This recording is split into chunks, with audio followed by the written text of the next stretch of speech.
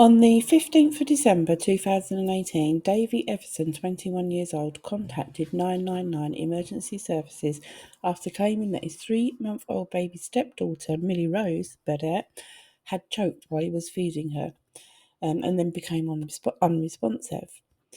But the truth of what really happened to 3-month-old baby MILLIE Rose was a very different and disturbing story. My name's Miss Borderline. Welcome to my channel.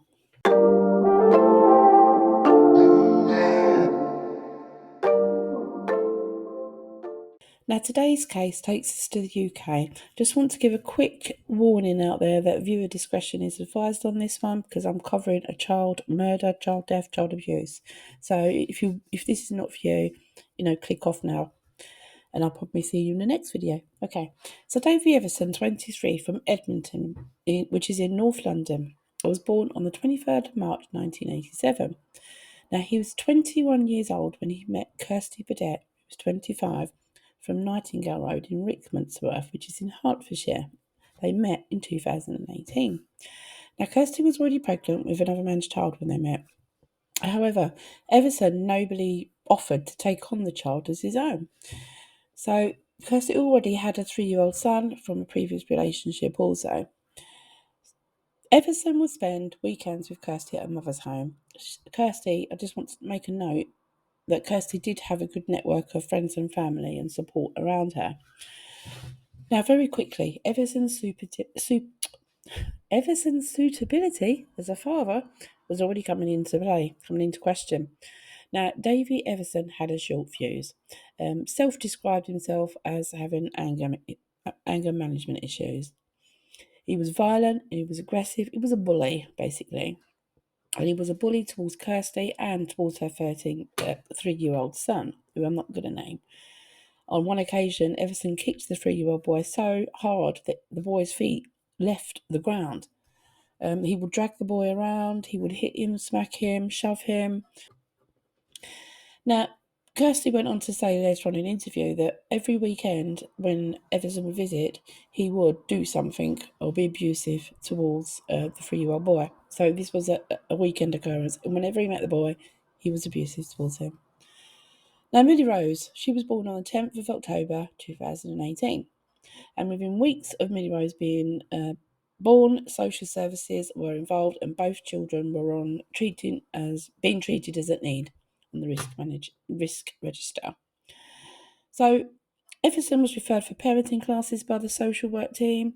Unsure whether he actually completed these or not. I'm guessing he didn't, considering the outcome of this case. Kirsty herself, she didn't always engage with the professionals to ensure the safety of her own children. She would avoid them, lie to them. She wasn't engaging with them at all. And Kirsty knew at this point that Everson was treating both the kids roughly. He was inappropriate with them, used excessive force when holding or playing with them. He was rough and he was violent towards MILLIE Rose as well. I mean, bear in mind, she's just a few weeks old now.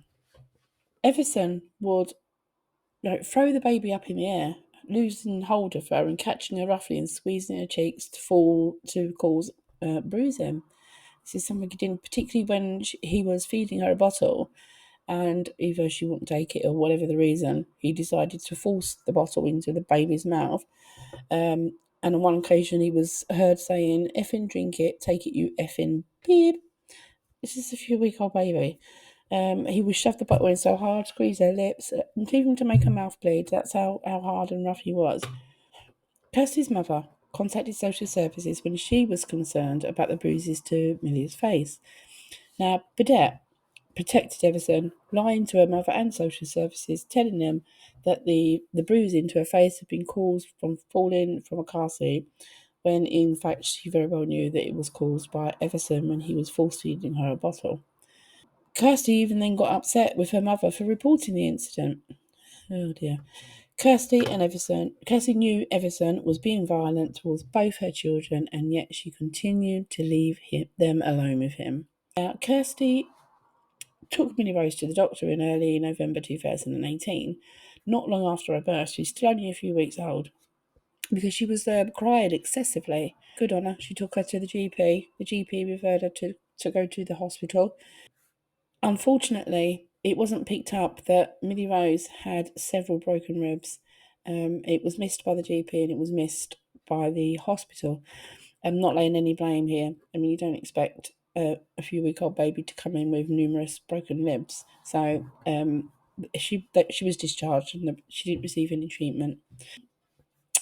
On one occasion, it appears that Everson was also violent towards Kirsty herself because there was a report of some domestic violence, and police arrived at the property. They took Everson away, but then Kirsty took him back for whatever reason. Moving on to the 6th of December, the pair started to argue over the fact that Millie Rose was looking like her biological father. Well, she ain't going to look like you, is she, Everson? Now, on the 14th of December, the two argued again over the same thing.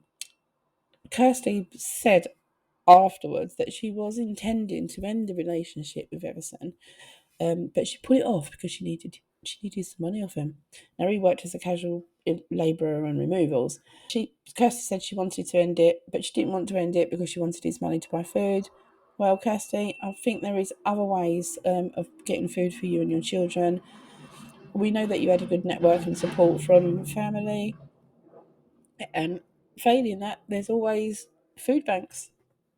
I've used food banks. Great, they're great. But for whatever reason, she didn't end the relationship. Now, let's move it on to the day of the murder. Now, on the day of the murder, Everson went to Kirsty's home, as he did mostly every weekend. It was coming up to Christmas, so there was presents under the tree. When Everson walked into the home, he caught the 3-year-old boy, opening a Christmas present. We've all done it. I remember doing it. But Everson's response was to slap the boy really hard around the face. And this was witnessed by Kirsty. So the pair started to argue. Kirsty and Everson started to argue. They was arguing quite loudly. Neighbours heard the commotion. They were screaming at each other. And then after a couple of hours, it all died down, went quiet. And then they were both seen going out shopping with both the children. Now, when they returned from shopping, Millie Rose needed a bottle. She needed a feed. But Everson was tired and he wanted just to lay down on the bed. But Kirsty insisted that he give Millie Rose the feed while she went to the bathroom with her phone. So Everson reluctantly was on the bed and he was apparently bottle feeding Millie Rose. Kirsty was in the bathroom on her phone, and she was in there for 20 minutes, which meant Everson was alone with baby Millie Rose for at least 20 minutes. Now, after this time, Everson came running into the bathroom with Millie Rose in his arm, floppy and unresponsive. He said that he was feeding her. She choked on the bottle and she went limp and unresponsive. That was his story at the time.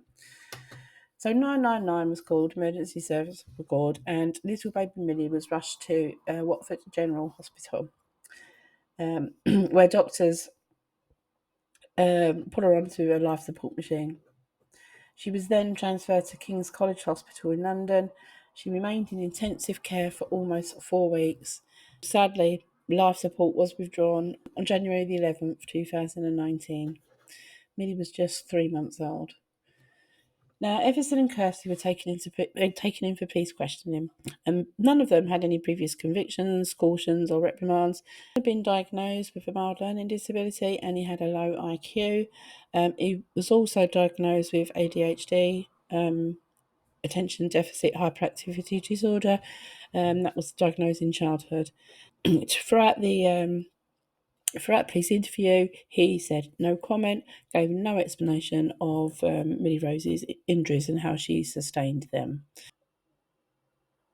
Now, Kirsty was also taken in for police question. She suffered from depression and she denied how Millie Rose got the injuries. Now, the final fatal injury to Millie was caused by Everson shaking her and throwing her against the cot. Now, medical experts believe that Millie had been shaken violently and forcefully, leading to severe brain damage, either while doing so or separately fractured over a dozen of her ribs, both front and back. She had 4 wedge fractures to her spine, which would have required excessive force, and she had fractures to both her legs, which required her legs being pulled apart on either side. Now, the judge said it was clear that Everson had deliberately killed the baby, not simply lost control in the heat of the moment. The trial, lasting almost 3.5 weeks, was at St Albans Crown Court. The defence argued that Everson had a mild learning disability and doled out the violence without premeditation. The defence for Kirsty said that she suffered from depression and argued that she was a good mum. Now, jurors at St Albans Crown Court convicted Everson of murder and a separate charge of cruelty to a person under the age of 16, relating to another child who has since, we believe that it was Kirsty's 3-year-old son. Now, Everson was sentenced to life imprisonment and must serve a minimum jail term of 18 years. Kirsty, she was convicted of causing or allowing the death of her daughter, and she was jailed for 6 years.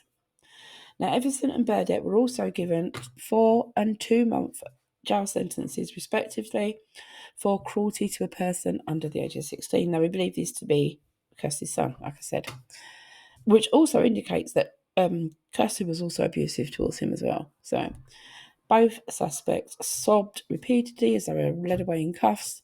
Kirsty's son was taken into foster care. Now, after her arrest, she was pregnant and she gave birth to another child who was immediately also taken into care. It's unknown whether the second child she was pregnant with was Everson's or not. Now, Detective Ian McPherson said, Everson is a dangerous and cruel man who showed no remorse for what he's done. Definitely, I agree with that. Now, do you think justice for Millie Rose has been served? Do you think the sentencing was just? Do you think Kirsty should have got more jail time? Let's have a discussion. Comments below. I do always read the comments and respond if needed. And if you haven't subscribed already, please take a moment to subscribe and like, and I shall see you on the next video. Toodaloo, take care. If you find my cases interesting and you want to support me, then please head over to my Patreon page, which is Miss Borderline. I do enjoy creating these videos and podcasts for you. I do cover child murder and neglect cases, as I believe their voices are always heard. And even their names sometimes get lost in their stories. So I want to continue to do that. I want to continue to be a voice for them and remember them and all the other victims I cover in my cases. So becoming a patron will support me in getting these stories heard, and you will get exclusive access to upcoming cases. You get priority for case suggestions. If you want me to cover something, just let me know and I'll do it. You'll be number one. Named credit at the end of all the videos. So if you want to see your name flashing up at the end of videos, by all means become a patron. And not forgetting 5% off, that's 5% off all my merch, which can be found at the official Bonfire site, and it's Miss Borderline.